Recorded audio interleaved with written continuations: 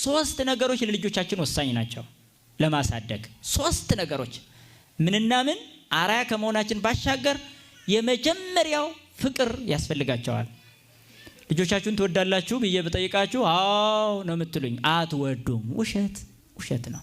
አትወዷቸውም። ኧረ እኔ እወዳቸዋለሁ እንዲሁ በቃ ስፍስፍ ነው የሚለኝ፣ በቃ ትምህርት ቤት ደርሶ እስከሚመጡ ድረስ የሚል ሰው ይኖራል። አቤት ፍቅር አይደለም። ምን ያህል ላይምሯቸው ጠንቅቃቸዋል።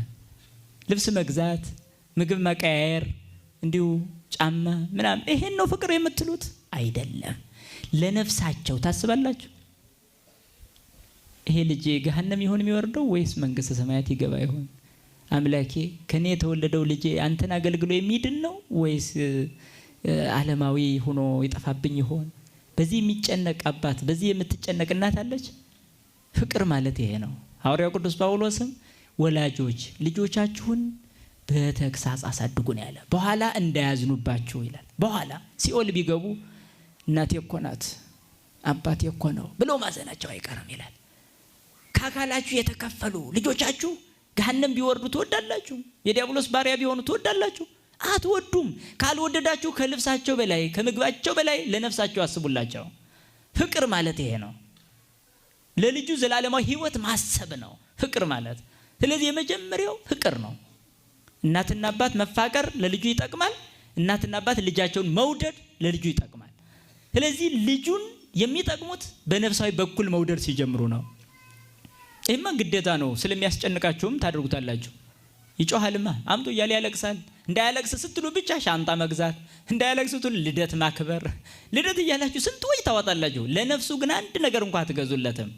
መጽሐፍ ቅዱስ ገዝታችሁ እንኳን እስኪ እንከየው ያንተ ነው ብላችሁ ሰጣችኋል? የለም።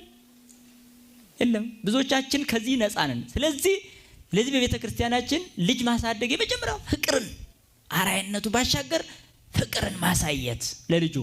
ሁለተኛው ምክር ነው። በጣም ሁሌ ህፃናት ቢሆኑ እንኳን መምከር።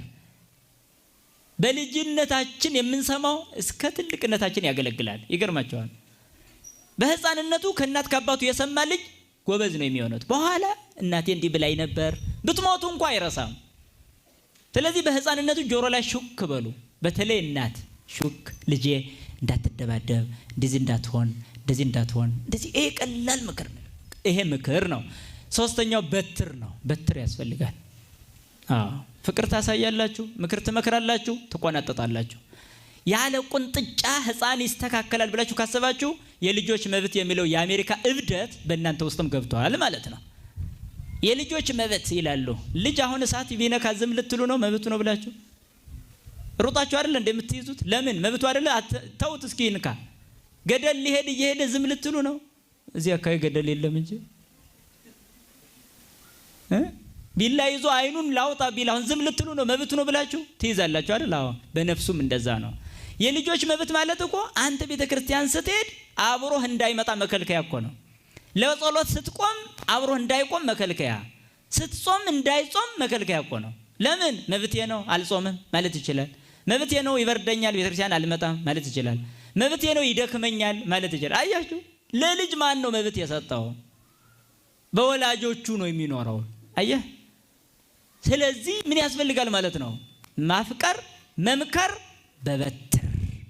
ይሄ እንደሚገባው የጥላቻ በትር አይደለም፣ የፍቅር ነው። እና ልጆች አስተዳደግ እስከዚህ ድረስ መመራት አለበት። ትልቁ ግን አራያ ሆኖ ማሳየት፣ ከዛ ጸሎት በጣም አራያ መሆን ነውና ለልጆቻችን ከምንነግራቸው በላይ ለእግዚአብሔር ስለነሱ መንገር የበለጠ ውጤታማ ያደርገናል ማለት ነው።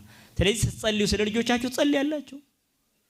ክፉ አመላቸውን እንዲተው፣ ይሄ የሚያጨቃጨቃቸው የሚያነጫነጫቸው እንዲለቅ። ስለዚህ በክፉ መንፈስ የተበረዙ ልጆች እንዳናሳድግ መጠንቀቅ። ወንበዴ ማሳደግ፣ ሌባ፣ አጭበርባሪ፣ ቀጣፊ ማሳደግ ለሀገር አውሬ መትከል ነው። ስለዚህ ሀገር የሚመራው በትዳር፣ ቤተክርስቲያን የምትመራው በትዳር ስለሆነ በትዳር ውስጥ ያሉ ልጆቻችንን በፍቅርና በምክር በጸሎት በአራያነት ማሳደግ ይኖርብናል ማለት ነው። እሺ በሉ። ቃል ገብታችኋል። አሁን ከዚህ በኋላ ተመልሶ እያንዳንዱ ቤት መፈተሽ አለበት ማለት ነው። እሺ ብለናል። በቃ ይሄ ነው። ልጄ ባንተ ተጠያቂ ነኝ፣ ልጄ ባንቺ ተጠያቂ ነኝ ማለት አለብን። ይሄ ነው። ስለዚህ ኦርቶዶክሳዊ ትዳር እርስ በርስ ባለ ፍቅርና በልጆቻችን ላይ ያለ የምንሰራው ትልቅ ትኩረት ነው ማለት ነው። መምህራችን ይጨምራል።